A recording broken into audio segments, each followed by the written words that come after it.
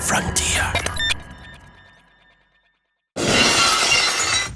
Welcome to Wrestling Daft the Marks, and as by order of the state of Florida, we are now officially classified as an essential business as we bring you the latest from the world of wrestling. That might strictly not be true. I've not checked out the legalities of that. I'm John, producer of Wrestling Daft, and sitting across from me, a man larger than the debt of the XFL. It's Big Alex. Joined this week by psychedelic Macho Man Randy Savage, may I add, as well? We are. We're on Zoom, and you can see the video if you're one of our patrons. And if you aren't one of our patrons, why not? Patreon.com/Wrestling Daft, and you can check out myself, Alex, and a man who drops more names than the XFL drops its stock price. It's Gary Cassidy. Hello, how's it going? And I am joined by Jake the Snake Roberts because I went for the boring option. Yeah, there you go. The challenge was, we're all on Zoom just now, and the challenge for the programme, which was hastily sent out by me about 5 minutes before we started recording, was you've got to have a background of an 80s wrestler. So Gary's went down the road. The two of you, I'm very disappointed, have went down the road with Macho Man and Jake the Snake, though I have to say the psychedelic Macho Man, I'm loving that, Alex. It was just for the psychedelic Macho Man. I saw this, like, when I sent you through, on the back of my searching for Macho Man Randy Savage Zubaz pants, this is the image that came up next. And so after you said I bought a pair of them. We need to get down. I've went for Coco Beware, by the way. So I've went for a kind of really cult wrestler of the 80s. But let's get back into leisure wear. Alex, this week you sent out a text on our WhatsApp group that you have found loungewear based on wrestling. Yeah, so I think it all stems from, do you remember, what was Bray Wyatt's gym character he did in the Firefly Funhouse? The Muscle Man dance. Yeah. And he was wearing those ridiculous trousers. It turns out that's an entire brand of American trousers. And so they've done special edition ones. So there's a Yowie Wowie pair, and then there's a Macho Man and a Hulk Hogan one.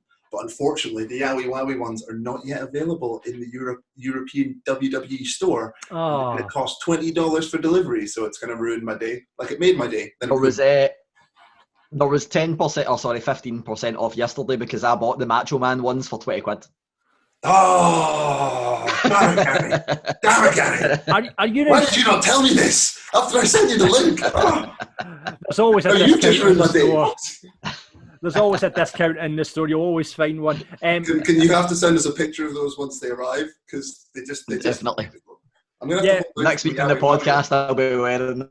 The WWE shop is like the DFS store. There's always a sale on, man. So. I think loungewear, I wish I had invested in some sort of loungewear company before this crisis, these unprecedented times, because you would be quids in with it, man. Everyone's just buying trackies and hoodies and loungewear. Yeah. Anyway, it's going to be the next fashion trend. We're going to be walking back into work in a sweet pair of 3-stripe trackies. Or in Gary's case, a sweet pair of fucking fluorescent Zubaz. I like how we got to the 5-minute mark before you said unprecedented circumstances this time. That's very I'm glad to see Vince is capitalising upon this times of crisis by launching the WWE loungewear. Slightly off topic, boys. I'm just going to throw this one straight at you. Did you guys see Drew cutting a promo on Chris Sutton this week, and Chris Sutton turning up in a pair of trunks and a winner's medal? Did you both see that? Yeah. I want to erase that picture of Chris Sutton from my life, but just throwing this one at you off the cuff, boys. If there was one footballer, now we have a Big Brother podcast called Football Daft, if you didn't know that, but if there's one footballer that you could call out, who would you be calling out and why? Oh, see, for a second, I thought you were going to say what footballers would make a good wrestler, and I was going to be like, Mario Balotelli, mate. Mario Balotelli. Oh, you know what? That'd be amazing. That's an even better football question. What footballer would make a good wrestler? With that one, I keep saying I want to see a tag team of Sin Cara, the infamous Wolves fan, with Adama Traore, who is built like a tank. I think they'd be an incredible tag team. Or Adebayo Akinfenwa as well. He's obviously built a tank. Traore is a great shout, by the way. And who were you saying, Alex, did you reckon? Oh, Mario Balotelli. I think he'd be the best footballer to do a promo ever. Oh, cutting a promo, yeah. Why always me? Why always Raven? Or exactly. I'm a perfect sympathetic heel. What more would you want? I don't think you can look beyond the enigmatic Eric Cantona, both from a hardness perspective and him cutting a promo. When the seagulls follow the trawler, it's like the Ultimate Warrior reincarnated, And you've also got like built-in storylines by just him, like his slow descension into madness and alcoholism. Do you know what I mean? Total heel turn. Yeah, total heel turn and then redemption to doing adverts for cider. It's a complete redemption story. So we need Wyatt versus Cantona in the next Firefly Funhouse match. Absolutely, I would pay for that. I would pay for that.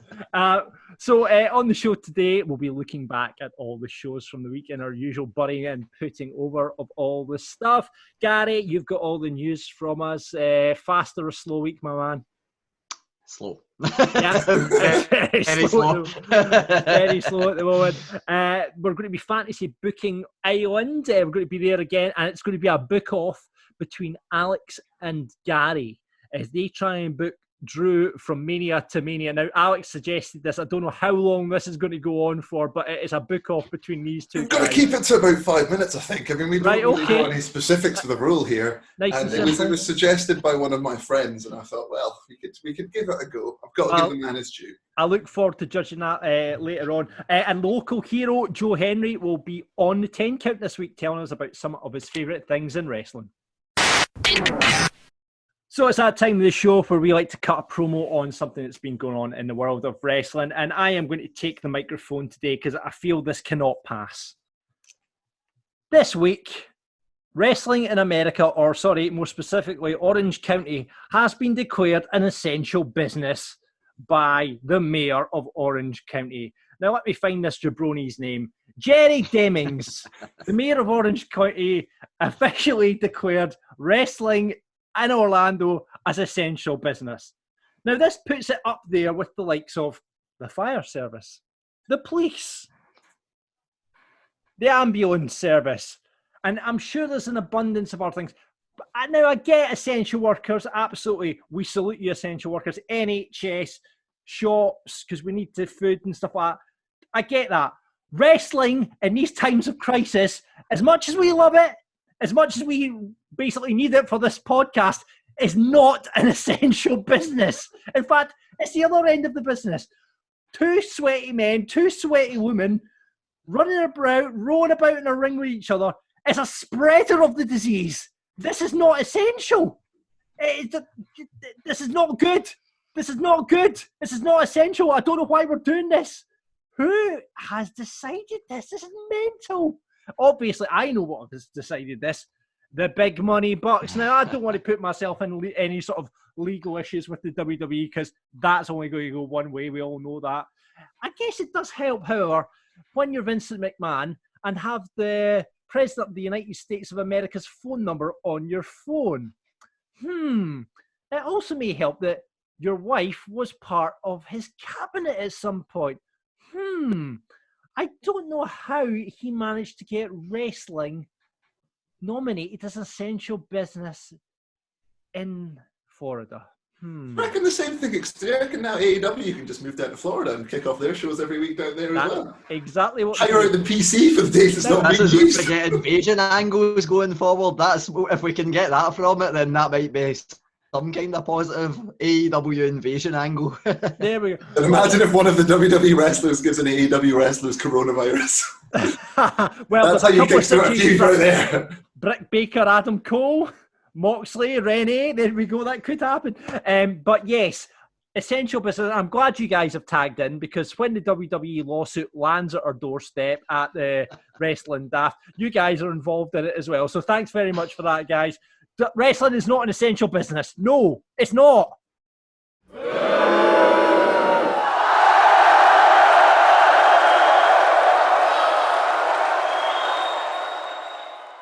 So every week we look back at the wrestling shows of the week. It is still going because we all know it is an essential business. And we like to bury and put over things from the wrestling. So let's go. We'll start at Wednesday. We usually bring on a mark at this point. I did throw out to the patrons, and everyone pretty much said, no, we didn't watch SmackDown and we don't care. So we may have to change the slight element of the show. But yeah, we'll wing SmackDown. We'll wing SmackDown. I'm sure we can manage it between the three of us. So let's kick off in the world of AEW and our AEW mark. Alex, what happened this week, my friend? I'm going to learn from my mistakes from the last few weeks, and I'm going to start with the Burries, and then I'm going to build to the Putovers. Right. Because, this makes more sense. Someone suggested it many weeks ago, and we were ignoring them up until now. But unfortunately, yes, there are things to bury. Ooh. I'm going back to the booking again, and they started with another squash match. And this seems to have been the week of wrestling squash matches, as everything I've seen seems to be squash, squash, squash, squash, squash, as Gary, I'm sure, will start to talk about when he mentions Raw from last night. So, yeah, I'm a bit bored of squash matches. I think these days with, the whole balance between big wrestlers and small wrestlers is, that playing field's a lot leveled since it used to be. And I don't think squash matches are nearly as an efficient tool as they used to be. The landscape has changed, but it's just myself, so I'm not keen on that. I was stretching pretty deep to try and find something else. At one point, I was going to bury the Gun Club for casually walking around there with a husky, more for the animal pain with the husky than anything else. But I'm going to go for a booking decision again, and I'm going to go for putting Cody versus Shawn Spears at the beginning of this tournament, especially in a position where Spears couldn't win because Cody needs to go on to face Darby in that match, if that makes sense. I think it's one of these feuds that they kind of started building and then just kind of put it out, and I think there's a lot more ground there. And I think having Cody go over again, I think they can do more with Spears, and I think he deserves a bit more. It hasn't really worked out for Spears in AEW how I thought it was going to do. He obviously, came up to the main roster on WWE and they buried him there, really, and then he's jumped over to AEW, and it really hasn't worked out the way I thought it would. Yeah, they've given him time, they've given him a gimmick, they gave him the heel push, and then just after the big turn with Cody, it seems they've not really done much with him. He's kind of been around, he's there, but he's never really done anything as of note, which is a bit of a shame. But I guess, there's a lot of people on the card and stuff like that, and his time might come. But at the moment, I'm a bit upset he's just being kind of washed in the shuffle. I think they could have rebooted that so Cody could have maybe had someone else in the first round, or maybe saved Cody Spears for later on when we all weren't anticipating Cody versus Darby anyway. But yeah, so maybe just me. And yes, on to the putovers. Now this week I'm challenging myself to not put over Chris Jericho, even though his commentary was very good. So he gets a half put over, but not full put over. So I'm going to swipe past that. Now I'm going to praise some of their booking. So Matt Hardy, and I'm allowing Matt Hardy to do a full broken gimmick straight off the cuff, no curbs. I think he's really shined. I think it really suits the product. And I think Jericho has been very complimentary of the whole thing and made the whole thing work really well. And so just diving straight into that ultimate deletion, I think is a great idea. And it's going to be interesting to see how he fares now that he's got a bit more competition in the kind of weird and wacky and kind of spooky world, with Bray and The Fiend obviously being a lot more prominent now than it was when the broken stuff originally came over. So I'm intrigued to see how that works out, really. But that should be a classic match. And the other thing I'm going to put over, is something I never thought I would. I'm going to put over Britt Baker. Oh, Doctor herself. I think her versus Sheeta was actually a really good match, and I thought the whole face blood thing, I thought she sold it really well. The promo afterwards, I mean, I'm not sure if it was intentional, but there was obviously a lot of comparisons online to shots of her and Adam Cole together and things like that. And yeah, I think for a little bit this could work out for her, similar to how the face punch did for Becky Lynch. And a lovely touch to that face punch as well. I don't know if you've seen, they brought out merchandise with her face on it, but the way the font is, it's the Kiss font. So Kiss is Tony Schiavone's favourite band. Easter egg. I do find it really hilarious how much the Brit and Tony connection. Tony's always on commentary mentioning how him and Brit are just good pals. They hang out and go for pedicures and martinis in the afternoon and stuff. I find that it's a bit of a weird dynamic, but I'm fine with it. Carry on. Go, match of the night, my friend. Brit versus Sheeta. I'm doubling down on Brit tonight. Go on, wow. come on. They deserve it. I've been burying the AEW women's division for ages, so I'm gonna go over them hard today and put them on hard. So I thought they did well. I like that. Well, I'll move on to NXT now. I'm going to do this in kind of two halves here because I think actually the amount of controversy that this Gargano Ciampa match has caused online, I think that deserves Buries and Putovers in itself. So we've got the rest of the show. There was only two real other matches in the show. There were two takeover matches on there. We obviously had the Gargano Ciampa match and obviously the women's ladder match as well. So let's start with Buries then, and we'll move up to the Putovers. I'm going to bury the fact they showed a promo now. Charlotte cut an amazing promo, but then they had Rhea at the tail end of the promo, and she was almost crying, which for me is not her character. You know, she's come over this badass, kick-ass woman, and then they've cut this kind of into the show, this post WrestleMania promos with the two of them, and Rhea is almost crying now, and she's saying she's a lot better than I expected. That for me shouldn't be within her character. It should be like, right, I'm going to kick her ass the next time. You know, she got lucky there. I'm going to kick her ass the next time. So I didn't like what they did with her character there. I didn't think it. They tried to humanize her, and I can't agree with you. It was a weird choice, but I kind of quite liked the way they did it. I agree, it's not in character for her. Yeah, it was a nice kind of different thing that they did. Okay, well, different take on that. The other thing I would like to bury is in the share at the moment. I think they're going to. I mean, they've come in. They've obviously did the squash match. Squash match for me went on a wee bit too long, but I've seen this story before. Of these big guys coming in. You know, look, they'll be built. I mean, I think you've just got to look at like Forgotten Sons, and they kind of disappear. So I've seen this story before, and I hope they look. I mean, they look like monsters. They look great, but you just hope it's not the same story for like two big beasts like it has been for so many tag teams that have passed through NXT in that kind of same mold. So I think having the Bivens there will really help with him. He pulls some amazing face. He like did. That kind of just the eyes he makes. That face for me is over. Yeah. So actually, on that, let's switch over to the Putovers, and let's just put over in the women's ladder match Robert Stone. It was old school.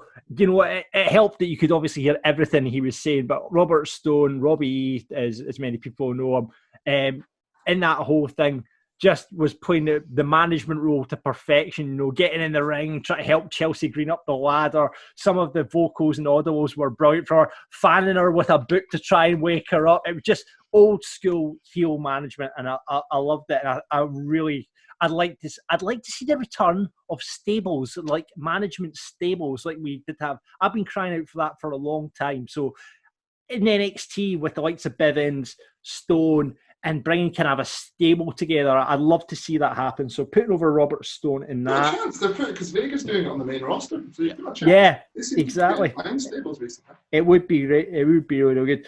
And you know what? I've got to put over the fact that Ronaldo was back in commentary as well. Good to hear him back. It wasn't live. It was obviously he was doing it from home. But it was just great to hear his voice again. Really, really good to hear his voice. Right, so we had the two matches on. We had a couple of promos and stuff in between, but let's get to the meat and gravy of NXT. Now, I'm going to go around the Zoom chat here. I'm going to go around the room first and get your opinions on it, because it landed in a week where we've had the Firefly Funhouse and we'd also had the Boneyard match. Alex, coming to you. Have you seen the match? Yeah. What did you think? I think they did a really good job production-wise of making it feel different from everything else. The lack of the filler they put over the camera, the lack of commentary. I think they managed to differentiate it from the Edge Orton match that I was really worried they weren't going to do.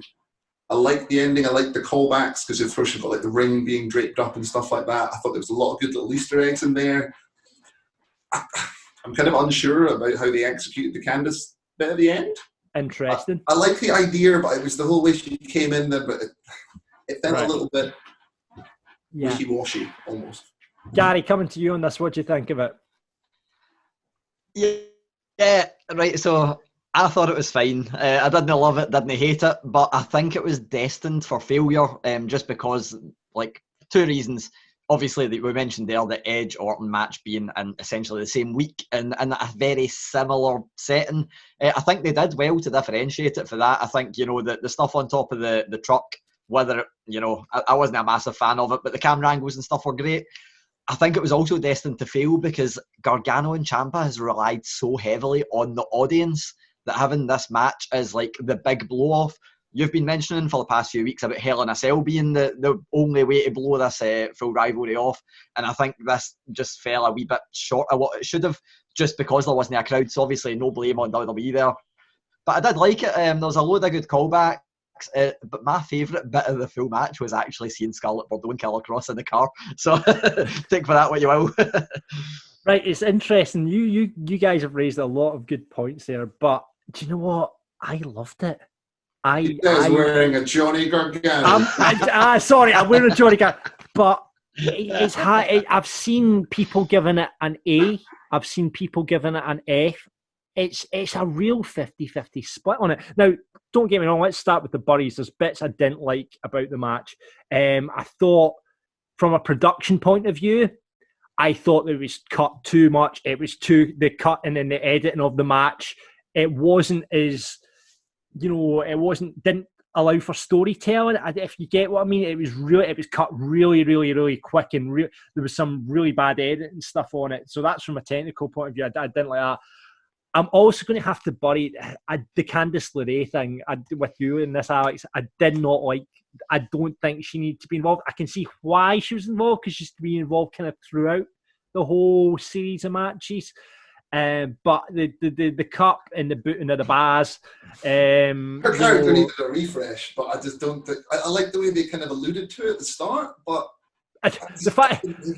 the fact she drove Gargano to that place in a ring gear was like, what? What's that? I hate my husband, Tommaso. I hate my husband. I know. So I didn't like her involvement really at all. And you also got to bury the fact it's meant to be an empty arena match. Yeah, there's Triple H sitting with a steel chair in the middle of the ring. In that empty arena, we also had crutches, chairs, tables, ladders. What? I really like the way it started, though, with Trips and just being like, he's going to officiate him, do what he says. When I close the door, it's on. I thought that was cool. That was cool. So that's my buddies on the match. And the put-overs for it, I think, has to be... I think just the whole... I'd like to have ended it, and I'm glad it kind of concluded with a winner, but I was really hoping for that point where they were kind of hugging and saying sorry to each other, that they kind of walked out arm in arm round each other out of this performance centre with this sort of sun going behind them. Because I love both of the guys. I love them both dearly. But yeah, that didn't happen. But, I thought taking the apron off spot was pretty cool. But what I've really got to put over for, apart from what you were saying, the Killer Cross Scarlett Bordeaux little Easter egg in there, that was like, I think the pure Anakin Skywalker heel turn of Johnny Gargano has been quite impressive. So we started off with the Phantom Menace, totally nice, facey face Johnny Gargano way back, where he couldn't do no wrong, and it was almost Cena-like, and it's, the NXT kind of crowd were getting a bit sick of it because he was really nicer than nice. But then this gradual shift towards the dark side, which they kind of kick-started, and then kind of had the flip-flop on that because of Ciampa's injury. It was pure Anakin, but he's pure, Darth Vader by the end of this series. He has done the full turn, the low blow, raking the ref in the eye, for goodness sake. So as a whole series, I still want, it's not going to happen now, but I still want that blow-off Hell in a Cell match between the two of them. And that might happen further down the line, because like going back to what you say, Gary, it really needed the crowd, and that's how the whole series has got through. So it was a bit of a shame to end on this one, but overall, I really enjoyed it, and that goes against a lot of what people are saying out there. So just my tuppence worth on it. Anyway, SmackDown. Match of the night. Match of the night. So I have to say that's match of the night for me. So SmackDown. Yeah. Did anybody see it? Can we just blast through it? Let's see. I didn't. I know one thing that happened. What did you know that happened? The Forgotten Sons turned up. The Forgotten Sons. Yes. The Forgotten Sons turning up. Well, I'm going to bury that and put that over because A, NXT call-up a couple of weeks after WrestleMania. It's the only one we really had apart from Theory. But B, sanity is all I'm going to say about that. I would during that match I would put over Grand Metalik because I think he's absolutely fantastic. Just think he's brilliant. That's all I can say on that. Right, anything else from SmackDown, guys? I didn't see this, so have you got anything else that we can bury or put over or slaughter? I would love to bury them putting Bray Wyatt back in the title picture because it is absolutely nonsensical to have him chasing the title again. So I don't know why they would do that. It just is ridiculous. And I would also put over Tucker as well for put over individuals. Tucker was amazing. I've been saying he's the Jannetty of that tag team for a long time. He was really good. Tucker! Just quickly, Gary, are you going to mention a certain story about Goldberg in the news, or shall I mention that here? I'm not sure if I've seen a story about Goldberg. You're going to skip him? I'm going on the SmackDown booking here. So there's a story came out about the reason why Goldberg went over the Fiend. And apparently it was a push from Bill that he thought the kids would want to see his super. Oh yeah, I'd see that. Yeah. Yeah, he's seen that, Alex. That's old news, man. Yeah. Jesus. That was last week. I actually do think it was only a couple of days ago. It was it was Louis Dangle for Wrestle Talk that put that up. I did see that, but aye. So get it up, yeah, Alex, is what Gary's saying there. I would like to take you up on something, however, Gary. I think this is the only feud that Braun can go into. I think this is the only feud with the backstory with the Wyatt family. I think this is the only smart feud to put him into.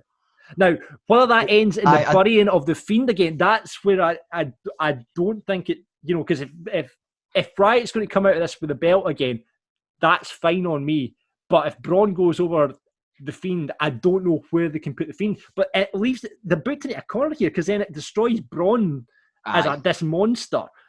Yet, can he afford the Fiend to lose another match? Because if he does, we're on the Bray Wyatt family path yet again. Yeah, I think I know the exit point for this. So I had the exact same feeling where I was like, I love the full promo that Bray Wyatt cut was incredible. Like the segment as a standalone, I thought was amazing. But I was the same way where I'm like, they've booked themselves into a corner yet again. And like for this to happen, I think they had to have Bray Wyatt squashing Goldberg somewhere in between. But I now think with Money in the Bank around the corner, the way to get out of it is have somebody cash in during the match and pin Braun Strowman and win the title. And then it means we can continue the rivalry without the title involved. But we'll see if they do that. That's my idea, the perfect way to do it. So it probably won't happen. So what's the rematch of the night on SmackDown? Tucker Dolph Ziggler. I thought that was an enjoyable match. All the tag team match, everything was okay. Like nothing was incredible, nothing was terrible. So that's SmackDown all over, is it? It was just okay. It was kind of there. Right, okay. Moving on to Raw last night, Gary. I've not seen anything or heard anything, so I'm intrigued to find out what happened, mate. I'm gonna start off with the berries again, as I've started doing. And this one, I feel bad burying him because he retweeted me earlier and I wasn't even mentioning him in the comment. I was just saying that Raw was enjoyable, but I need to bury Jerry Lawler. So, for a start, there was a lot of talk about whether he should have been there just because of his medical history anyway. Flew all the way to Florida to do it. I'm not even going to get into that debate. I'm going to bury him because Akira Tozawa was wrestling a match and done a moonsault. And Jerry Lawler called it the ramen noodle moonsault. Jesus. Words fail me on that. I didn't even catch it because I had the volume right down. And I seen a few things about it on Twitter and I was like, I need to go back and make sure he actually did say that. He did say it. So, of course, I'm burying him for that. There's no way that he could escape being buried for that. And I just don't think it's even worth saying any more on it, rather than I probably would quite enjoy not seeing Jerry Lawler back on television anytime soon. And Jim Cornette tried to defend him, so that's all you can say. Oh, well, there you go, Jesus. I'd say that's almost worse than the Cornette comment. Aye, that one is directly racist. Definitely. Aye, it's definitely up there anyway. And I was just like, no, that needs to be in the Buries. So the Bury that I almost had, but I'm going to leave it out, I was going to say that we've seen an awful lot of Zelina, Andrade, Theory and Garza, and they did leave the arena to come back in, so we heard their music a lot, but it was fine. I'm not going to throw a flag on that, because the other thing I definitely need to bury, the ring announcer. They had 3 Money in the Bank qualifying matches. All of them were pretty straightforward. Everybody knew who was going to win. None more so than the match that involved Shayna Baszler and Sarah Logan. And it was a very vicious match. It was a brutal match. Shayna Baszler stomped on Sarah Logan's, like she had her elbow up and she stomped on the elbow, crushing her arm. It was a really brutal looking spot. It was one of those ones that, it looked as real as you can get. Immediately after that happened, the referee called for the bell, but the ring announcer announced Sarah Logan as the winner by disqualification, which is obviously quite nonsensical in itself. But when you think Sarah Logan wasn't going to win that match, Shayna Baszler was. We came back for the advert break, and the announcers had to essentially dig the ring announcer out of a hole, with the commentators saying, oh no, wait, the ring announcer got it wrong. Shayna Baszler actually won that match and progresses. So I think, I normally don't dig up botches, but I think that was such a bad botch that everybody was so confused. Only for 3 minutes, but everybody was so confused that the ring announcer needs to be buried. 1, for making the mistake, but 2, for thinking that Sarah Logan would actually progress to the Money in the Bank ladder match. And the put-overs... I should also mention the Burys. I decided not to bury, as Alex mentioned earlier, squash matches. I decided that I've buried them so much that they're just an honorary bury every week. Right, if there's a squash match, it gets buried. So I left them out. But the put-overs, going back to the Money in the Bank matches, a kind of general one would be the fact that we are having qualifiers for Money in the Bank matches, because if you win that briefcase, it almost automatically guarantees you the best possible chance to win a world title. So of course there should be a qualifying match for it, because why wouldn't there be? Why would you just get thrust into that match for no reason? So that's a kind of general one, but from that, I'm going to put over the person that I think is the best shot at winning the women's one, and it's Asuka. I think WWE have put so much time into her. I think so many people moaned about the fact that she lost to Charlotte, lost the undefeated streak, all that nonsense. I think she's better for it. I think it's took a burden off her shoulders. She's not got the undefeated streak. She's still dominant. She's still great, amazing in the ring, but she's so entertaining now. And I think they've just allowed her that freedom to go and be her and just do what she wants, and everybody's loving it. Do you not think Baszler's destined for the Money in the Bank? I think she's the perfect foil for it. I think she is going to be there and thereabouts and then just lose out at the last minute, because I think the way the match against Becky and then like the Elimination Chamber was received, I think she's going to be a so close but not quite kind of option. And I actually do think they might go ahead with her and Rousey as an angle, but I guess we'll get to that wee bit in the news. But I think they'll go ahead with her and Rousey as an angle and then have Becky Lynch's challenger be one of those two next year. So I think Asuka, I'm certain that she's going to be the person that wins it, because I think it'll be a SmackDown win on the men's side, so I think it's going to be a Raw win on the women's side, and I think Asuka has to be the one there. The other put over, I spoke there about just letting people go out there, have freedom, be themselves, and it'll work out amazingly. Drew McIntyre. I've been putting them over every week. I know that I said like there's honorary Burys. He's probably going to be in the honorary put over margin very soon, but he just went out there and cut an incredible promo for like the opening segment of Raw. A very heartfelt promo. Like when I seen him in the championship, I'm not going to say I was doubtful before, but I was like, I don't know how far they'll go with, him being champion, him being the face of the company and all that stuff.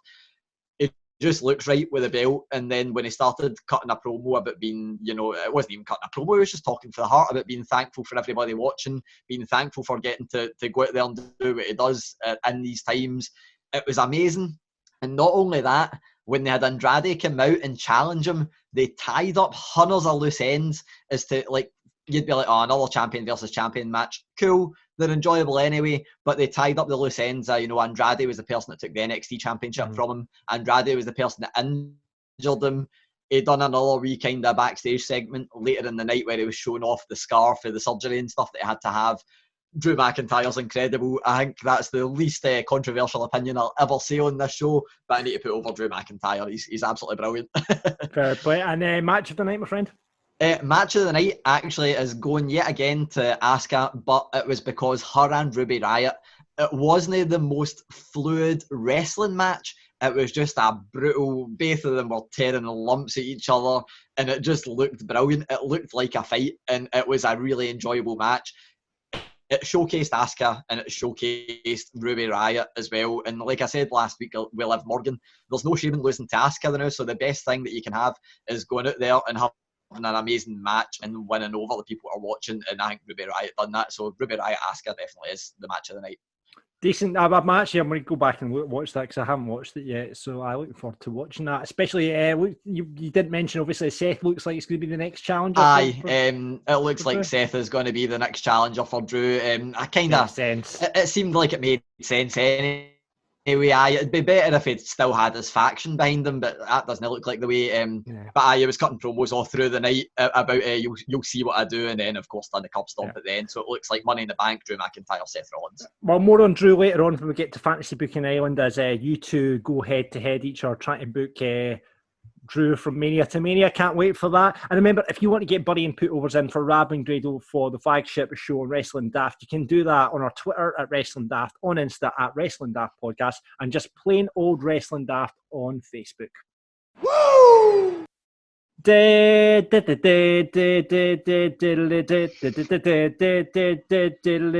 It's the Wrestling News. Boom, boom, boom with Gary Cassidy. You need to seriously get Deb to make you some jingles. Yeah, I think that one's a good one. I think I'd rather we just kept that one. It's better than the name dropping anyway. Yeah, I need to get a better jingle. I'll make something for next week, right? I'll make something for next week. All right. So, my friend, it's been a slow week for you yet again. Have you got any? I've got wrestling news for you. On last week's podcast, we had Drew McIntyre, brother John, and Drew has called out Grado and Rab, both individually.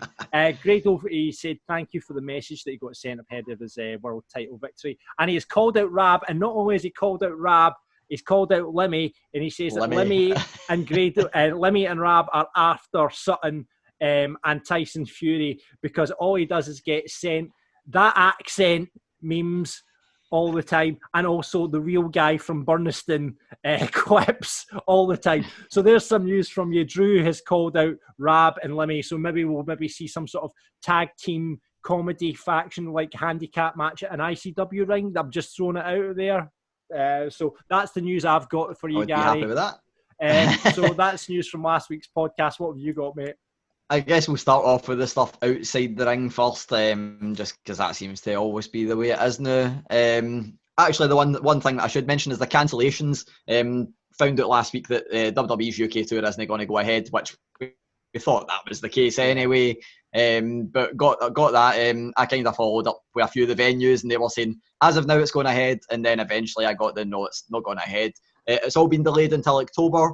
The actual tour was meant to take place in November, so it looks as if we're going to get the SmackDown tour in October, which is the one it was meant to be now. I think we might see Drew McIntyre switching places at the next shake-up so that we get him on that tour. But SmackDown tour in October, nothing in November now because obviously it's too soon. This is also all subject to change, I should say, but it looks like the next one will be April, so they're essentially bringing them forward a month both times.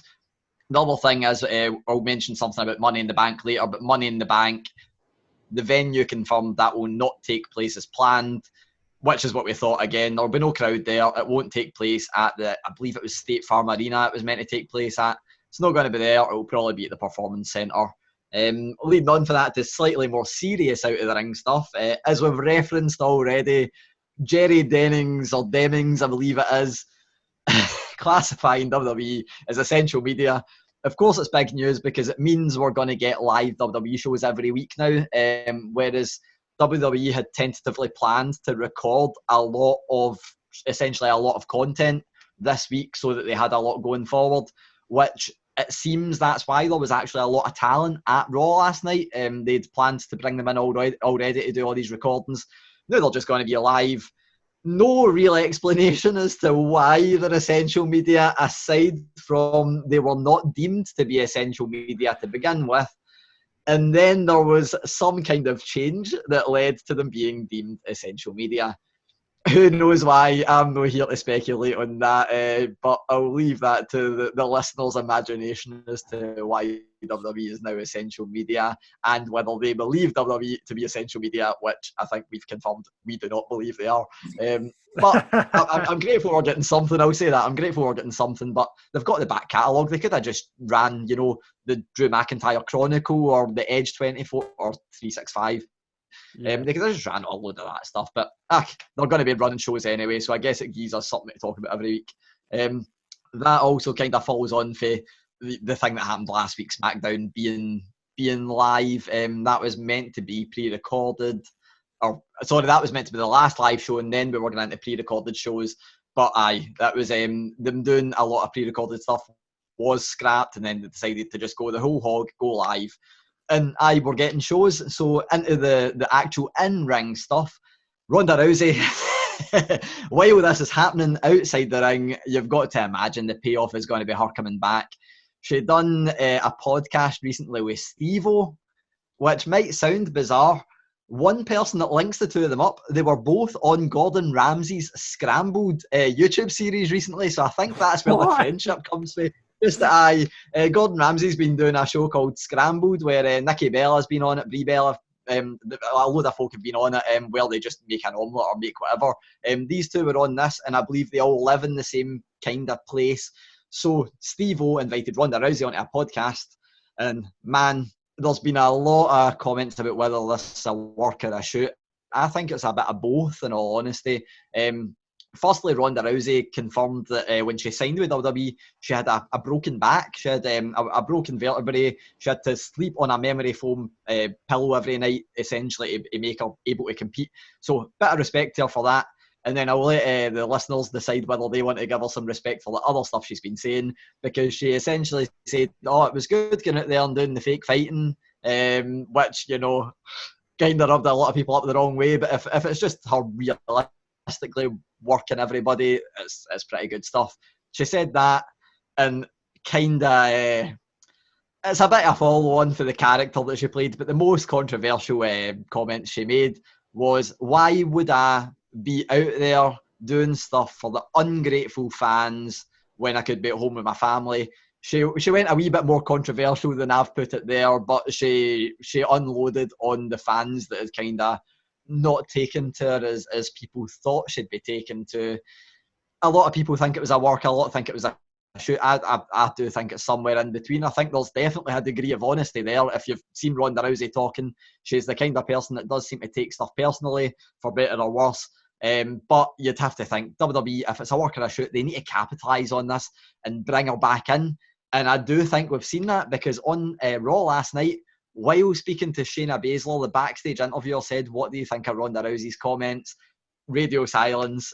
So I think we're definitely going to get something there going forward, which obviously there's kind of unfinished business with Becky Lynch. And she did, no matter what you say about her, I don't think the women would have main evented WrestleMania as quickly as they did. I think they would have eventually, but as quickly as they did without Ronda Rousey. She is a draw. People will tune in, as was seen by her saying this. It went mental, and I don't think a Steve-O Ronda Rousey podcast would have went mental had she not said this kind of thing. So I do think we're going to see a wee bit more of Ronda Rousey going forward. I think it'll be a good move if she does, but let's see on that. It was the huge news, and it even prompted her to make a video punching a cuddly toy of Hulk Hogan, and then she posted some big undecipherable quote with no grammar in it, and then Hulk Hogan replied to it as well.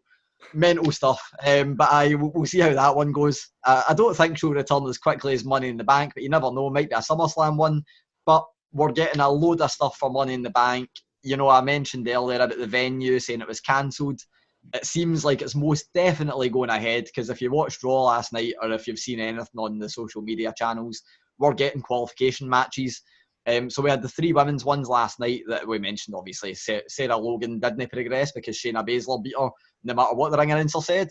We had Nia Jax progress, and we had Asuka progress. Well, next week, MVP announced during the VIP lounge last night that we're getting 3 other first-time matches. We're getting Aleister Black versus Austin Theory. We're getting Rey Mysterio versus Murphy. And he announced that we are getting, I forget who he's competing against. No, Apollo Crews.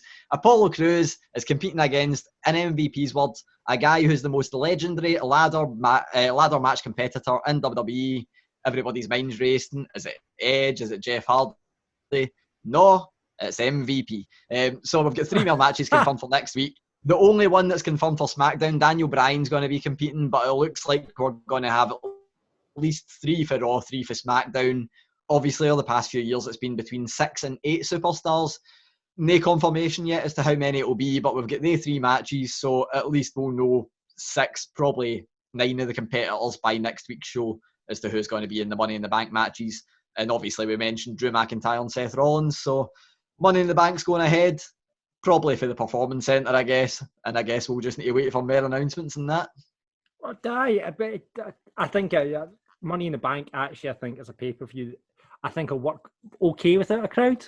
I think it'll do, just because of the whole aspect of it, I think it'll work actually okay without a crowd. Certainly judged on the ladders match that they had match at WrestleMania. And the ladder match had on NXT the other night. That worked really, really well. Oh, NXT as well, yeah. NXT as well. Coming back to the Rousey stuff now, Alex, come to you. What do you think, work or a shoot? I really want to pick one, but I think Gary's gone. I think it's a little bit of both. I think it's her trying to do a bit of a work, but at the same time, her true feelings are coming up. I think this was pretty adamant with a lot of the stuff that started coming out. What was it, about Rumble time last year, just before Mania, when the fans kind of turned on her a little bit? Same kind of stuff then. And I just want her to keep burying Hogan every week, though. But the thing is, if it is a work, right, she's coming back as a heel, and that doesn't really set up the Baszler-Rousey match, does it? Because they're both heels. That's so. What I don't know where it would go. So I'm kind of thinking. What's that? 4 horsewomen versus 4 horsewomen.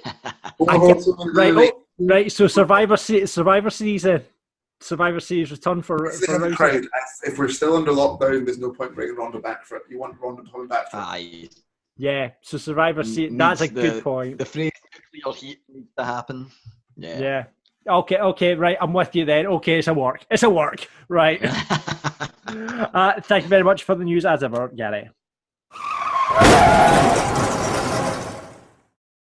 Right, if you want to look cool in Wrestling Daft merch, you want to, have your Macho Man loungewear pants with a t-shirt on top of it, wear one of our t-shirts. You can get Wrestling Daft merch right now at shop.spreadshirt. When's the Grado lounge trousers coming, John? I want the lounge trousers. Do you know what? I should be total Vinnie Mac in this. I should get Wrestling Daft lounge trousers done. Good shout, Alex. But lounge pants with chip, cheese and Donner meat on them. Chips, cheese and Donner. That's it, man. That's the idea. Right. Chips as polka dots, man. Chips as polka dots all the way down the legs. Right, I'm on this, boys. I am totally on this with our design team. But we don't have them yet there. Watch this space. At the moment, you can get some great T-shirts up there. We've got all the catchphrases from the show. I'm going to take a bump for you. Chips, cheese and Donner meat, as mentioned there. Margaret, there's the Fiend.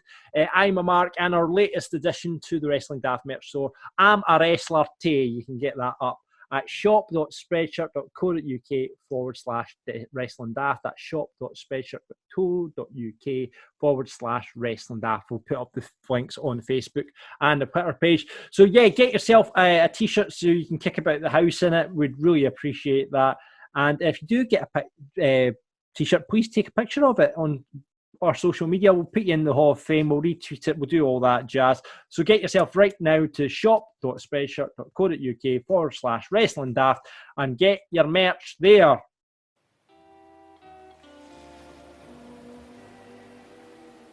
So, welcome to Fantasy Booking Island. Well, it's not Fantasy Booking Island today, it's Fantasy Booking Islands. Due to social distancing and the way this is going to work out, we've had to invest in an extra island, much like Vincent McMahon was going to try and do so he could do the wrestling on it. So we've got island number 1 now. On island number 1, with a rum in his hand, we have Gary Cassidy. And on island number 2, which we've just bought, we've got Big Alex, an island to himself over there. I'm in a boat in the middle of these islands, and in each island, at the suggestion of Big Alex, may I add, we have decided to book Drew from Mania to Mania. So, Alex is going to book him first, then Gary's going to book him, and I am going to judge whose booking I prefer. Okay, and that is going to be the winner. The loser, as suggested by Big Alex, has to watch SmackDown next week. It's a sad punishment, but it needs to be for something to make this worthwhile, let's be honest. Absolutely. Right, so, Alex, do you want to go first, or do you want to let your opponent go first? I think I kind of have to, really. Don't I? Unless Gary does want to go first, in which case I'm more than willing to give him the microphone, but I did propose this, so it's probably me to go first, is it? Up to you. I'm just shocked that I'm the person that resides on the first island after my horrendous booking of Drew McIntyre a few weeks ago, where I had him against Neville and Bad News Barrett. So thankfully my booking isn't that. But yeah, I'm don't start talking down yourself before the match. Come on, Gary. Right, Alex, you go first then. Like, I'm making notes as we go in my boat over here. Okay, so I've kind of split mine into 4 sections that would run kind of from now until SummerSlam, then from SummerSlam to Survivor Series to Rumble, Rumble to Mania. Yeah. Kind of then to me. So the moment Act 1 is called Get the Boy Over, right? So we're going to start off, we're going to continue the feud with Brock, but we're going to do it via Paul Heyman as like a proxy. So we're going to bring up a lot of Drew's past, we're going to have like, going over all the Paul Heyman guys, we're going to include the 3MB handicap squash match in this segment as well. But we obviously need to build something we obviously need to save Brock for SummerSlam. So we'll use a line like that Brock needs to feed off the negative energy of the crowd to put in a performance, and that's why he lost to Drew. So as a nice little interim, we'll have Drew versus Randall Keith at July at Extreme Rules. Just as a little interim, get him over. I think it'd be a good match, and I just don't want to put him against Rollins. So in the build up to SummerSlam, he's introduced him and Kurt Angle become quite close, because recently they've been queefing a lot of old superstars moves onto the new generation. Case in point, Owens with the stunner. And in my opinion, to be a really top level guy, you need both a strike finish and a submission finish. And correct me if I'm wrong, but I don't think Drew has a submission finish. No, I don't think so. Excellent. So I'm giving him the ankle lock. He tapped out Kurt Angle with ankle lock. That's where I'm coming from, because it should have been Drew that retired Kurt Angle. So essentially, Kurt goes into Drew's corner as his secret weapon to beat Brock, and he gets the ankle lock.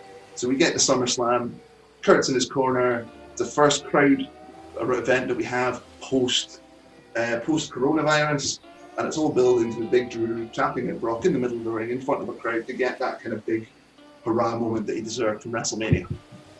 So we kind of got to move past that and put Brock to the back burner. So Act 2 is kind of setting the seeds for the rest of the year and where we're going from this point.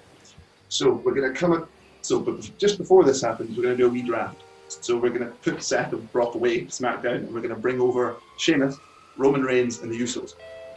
But just putting a little exclamator here, the day before, on the last episode of SmackDown before the draft, Roman loses to the Fiend via the mandible claw with a certain hurt glove in his mouth when he was doing it. So, first of all, we're going to go with the Clash of Champions. Since all the pay-per-view schedules currently on PBC, I've decided to choose my own ones, and so there's no gimmick pay-per-views here because I hate them. So we're going to go with Clash of Champions. So that is a good gimmick pay-per-view, because that just means every title has to be on the line. That makes sense. Let's put him up against Sheamus, right? Just a nice, good old match. It'll be a lot of respect, and it'll be a nice, good old handshake finish between the two, you know? Just kind of making a bit of a bond between them. But at the same time, Roman Reigns wins the #1 contendership for the WWE Championship with a little bit of help from the Usos. Now, he didn't want this help, because the Usos have gone full heel by this point, and he's kind of against it, and he's pushing back, and he's not particularly happy about this. So we're going to push forward a little bit, and we're going to push forward, and we're going to go to the October pay-per-view, which is going to be Halloween Havoc, because they have the rights for that now. So we're going to do the big Drew versus Roman match here. So basically, the story of the match is that Roman can't put away Drew. So much so that the Usos come out again to kind of assist Roman, but Roman's still like, no, I don't want your help. And in doing so, the Usos actually distract Roman, and he gets landed with a Claymore, so Drew retains, basically. So we're going to move on up against, but after this, Roman goes a little bit mad, and him and the Usos hit a triple powerbomb through an announce table for Drew, kind of out of the Shield a little bit, with Roman in the middle and his big. So after this, Drew kind of challenges him to some kind of teams match at Survivor Series. So Drew needs to go and find his pals, his backup. So at this point, this is when he gets in Sheamus. So we've already planted that seed with the previous match that they had and them being pals. And we're also going to pull up Noam Dar. I dove down around a little bit doing NXT UK co-ops, but let's keep this as simple as possible. So we're going to go into this match at Survivor Series, and basically the Samoan squad are going to go over the Celtic connections via a triple powerbomb to Noam Dar, which kind of writes him out, or he gets stretchered out of the So the Samoans win that match. So Reigns is bigging up his next attempt. Reigns is slowly turning more heel as this goes on, slowly but surely. So, yes. So this is the beginning of Act 3, entitled "It All Goes Tits Up." So this is where things have to change. So the next night, Drew comes out and challenges Roman to a Falls Count Anywhere match at Armageddon. So it's Armageddon instead of TLC, just swapping it around a bit. But halfway through this promo, Sheamus comes out and says he's not finished with the Usos, and him and Drew challenge the Usos to a match on Raw that evening. At this point, I forgot to mention the Usos are the Raw Tag Team Champions. Right. So basically, where am I? So basically, Roman tries to sneak attack to kind of help the Usos win, but then out of nowhere, a wee little Noam Dar with a wee crutch turns up and hits Roman, and you get the kind of the classic moment of Sheamus and Drew winning the Raw Tag Team titles. They do drop them back 3 weeks later on the Go Home show before Armageddon with interference from Roman. At this point, we've almost got Roman at the full turn. So Armageddon, we have a Falls Count Anywhere match. Drew McIntyre versus Roman Reigns. Follows a very similar story to what we did a couple of months ago, where Roman just can't find a way to put Drew away. The Usos come out, and this time he fully accepts the Usos' help with a full heel turn. They do the powerbomb through the announce table, and since it's a Falls Count Anywhere, he pins him right then and right there. Roman Reigns wins the WWE Championship and goes full bad man heel. Because if Drew is going to become the face of the company, I think it's time to do what they never did to Roman to Cena, turn him heel, get him involved in that Usos gangster gimmick. I think he can really potentially get him over as a cool heel, and then they can transition him back to a face potentially in the future. So, and it leaves a spot as a nice big top face there for Drew to really kind of take that up and take it on. So, so now Roman is the title. We're moving into the Royal Rumble. So there is basically a match on Raw to determine. It's like a stupid elimination match. The first person eliminated comes in at number 1. The last person eliminated gets number 30. Drew somehow gets knocked out and gets eliminated first. So Drew enters the Rumble at 1. Sheamus wins the match and enters the Rumble at 30. So Drew starts Iron Man performance, takes on Roman Reigns' elimination record for the most eliminations in a Rumble, just for another big middle finger up Roman at this point. And Jimmy Uso comes out at number 29. And so at this point, Drew's kind of standing, giggling a little bit as he knows that Sheamus is about to come out and they could just go and beat down this Uso. So Sheamus' music hits. Sheamus doesn't come out. The other Uso comes out. And they both essentially eliminate Drew from the Rumble. So I kind of have to do Super Saudi blood money here. So I've kind of set up a match that I don't really care about for this. So this is where you get the big payoff, Sheamus and Drew versus the Usos match. And Sheamus and Drew just beat the living shit out of the Usos, basically. That's what happens here. Moving on to that, I'm renaming the Elimination Chamber back to No Way Out because that's the way it should be done. It's a much better name for pay-per-view and still makes sense. So obviously Drew's in it. Drew wins, but he wins by last eliminating Sheamus.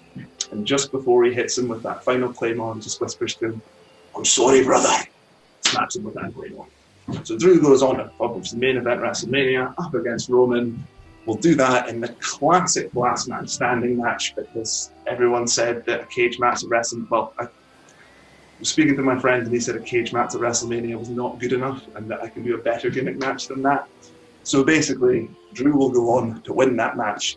At one point, hitting a powerbomb to Roman on the table, as you need to do, and Drew wins clean as a whistle and he gets his big WrestleMania moment. Just one last thing. So on the undercard of this, Sheamus actually wins the Intercontinental title to get his triple crown. And so he comes out to celebrate with Drew in the middle of the ring. They've both got the belts up.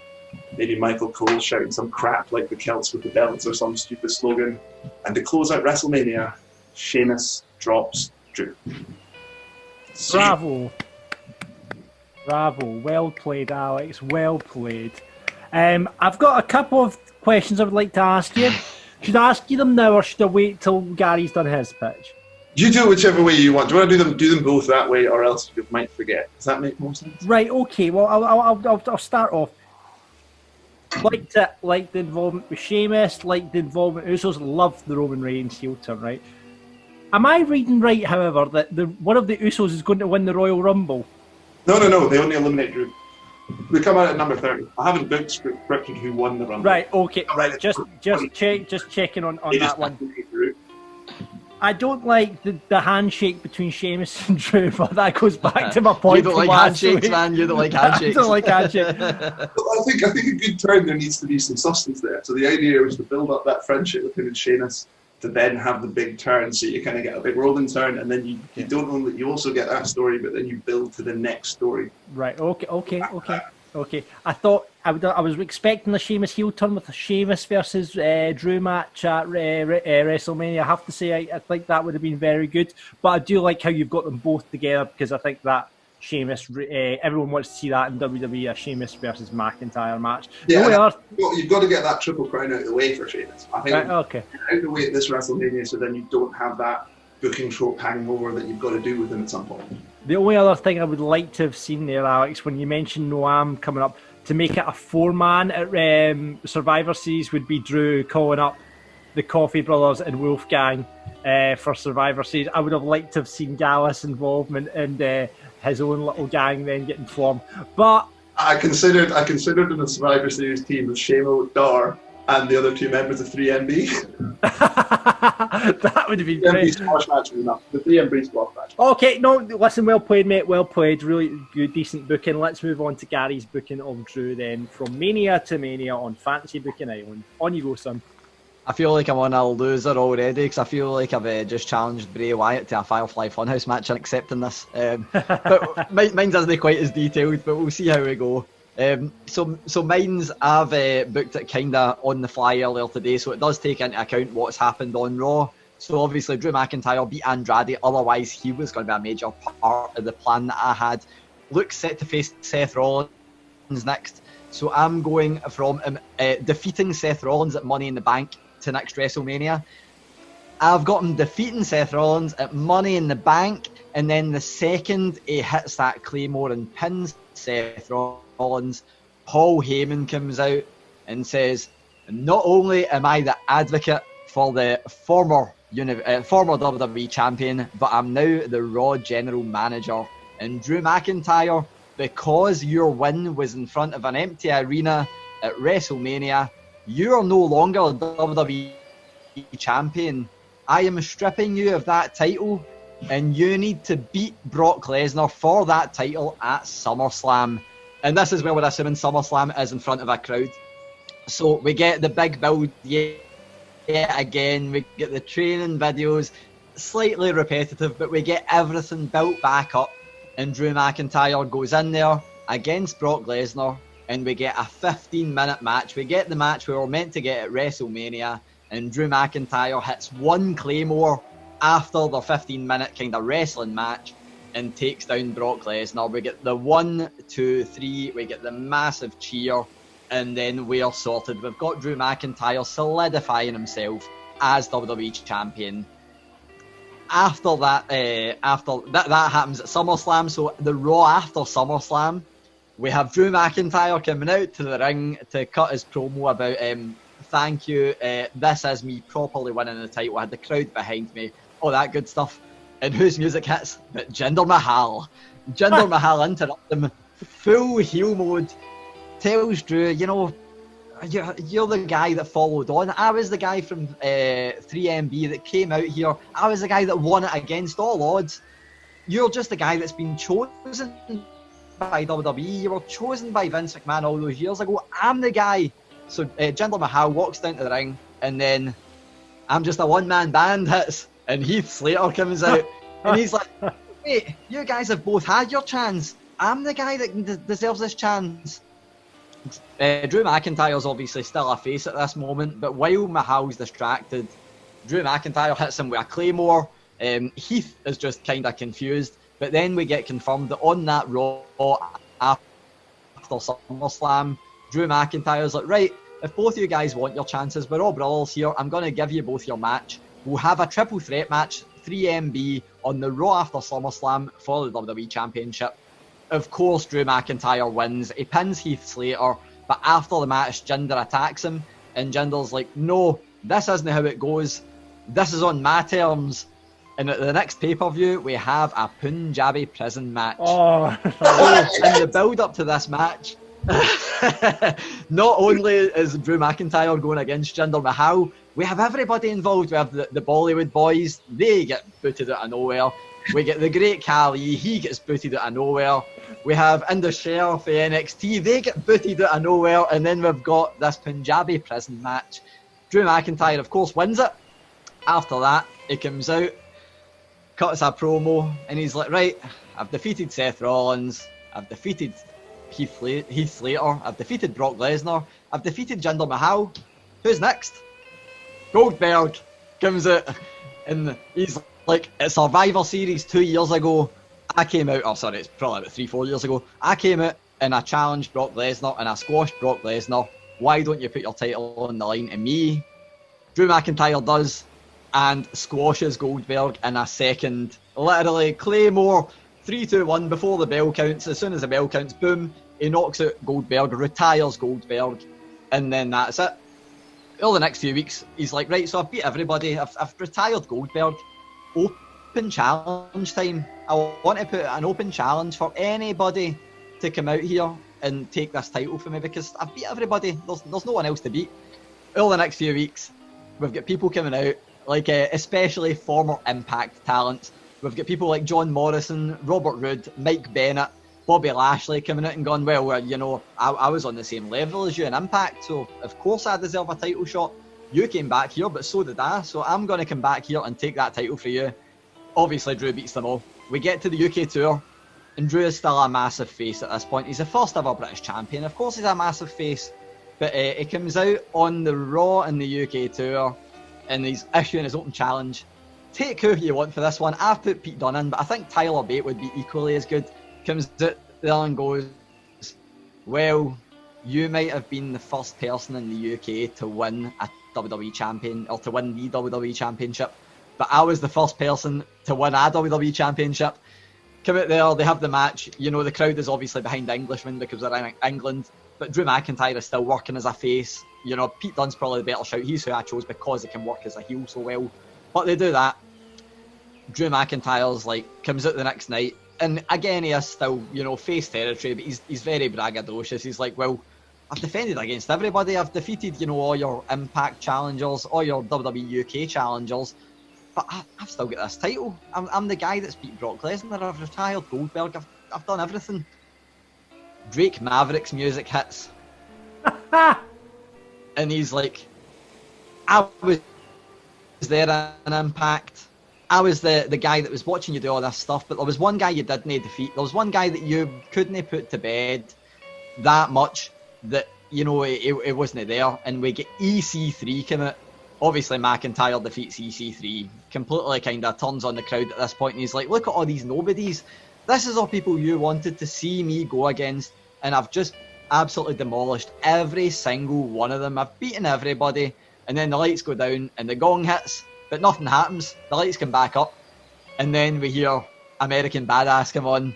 Undertaker comes out, and he's like, you left WWE, you got booted out of WWE, but I've been here the whole time. I'm the guy here. There's only room for one person that wears a leather jacket to kick everybody's ass in WWE. I've been in the ring with you before. We had that tag team match, and you were on the losing end of that match. So why don't you go up against a true legend and come up against the Undertaker? We get a match that we'll say, for all intents and purposes, a boneyard match, but any kind of cinematic match.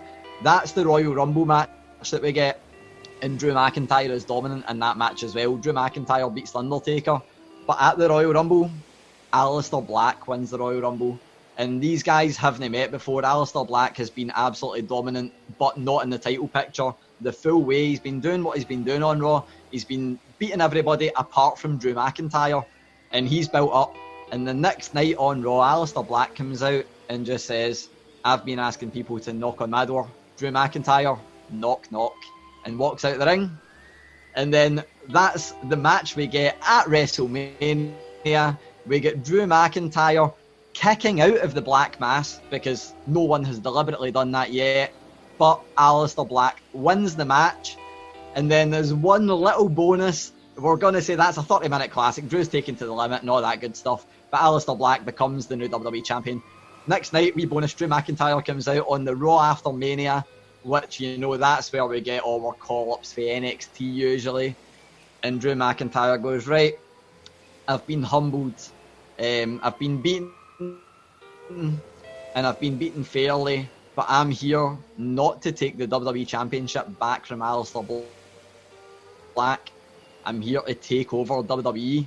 And he brings Gallus, Kaylee Ray, and then we get Jack Jester and Grado in WWE, and they form a group called the Brew World Order. And that's my booking. Wow. Well, boys, 10 out of 10 from effort for you both. 10 out of 10. Couple of questions for you, Gary. Punjabi prison. Where the hell did that come from? Like, really?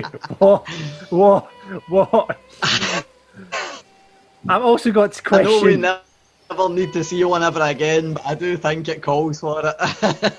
there's a few people I'd like to also mention that I mentioned near the world title in your booking. Heath Slater, Jinder Mahal, the Bombay Boys were mentioned along there as well, and EC3. I like the idea of the Undertaker coming out. It's like John Cena doing his open challenges where anyone can get a shot. Right, okay.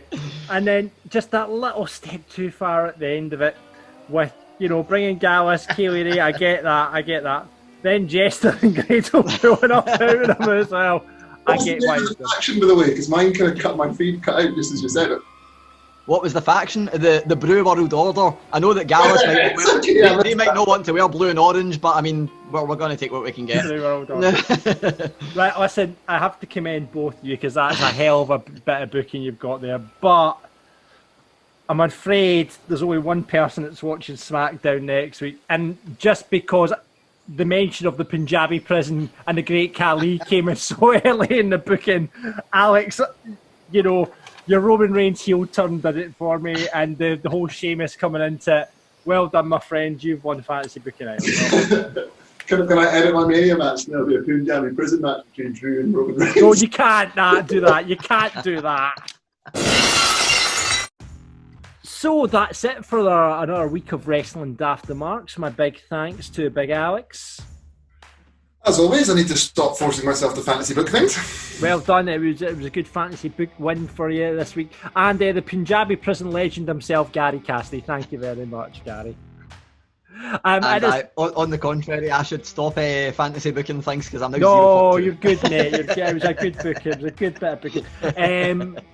I usually at this point will ask you the question about list of Wrestling Daft, but we didn't get time to do it on last week's show, so this week we're definitely going to do the list of Wrestling Daft, the greatest moments in Scottish wrestling, so that will be on this week. Along with not big enough show for Grado to claim his victory parade. Did he want an entire episode about that moment when Grado changed Scottish wrestling? Yeah? It's pretty much that's what's going to happen probably when we get Rab and Grado back on the studio this week. Davey Blaze is making a return on demand by Rab Florence, and the most popular. Have you seen any of Davey's stuff from Self-Isolation?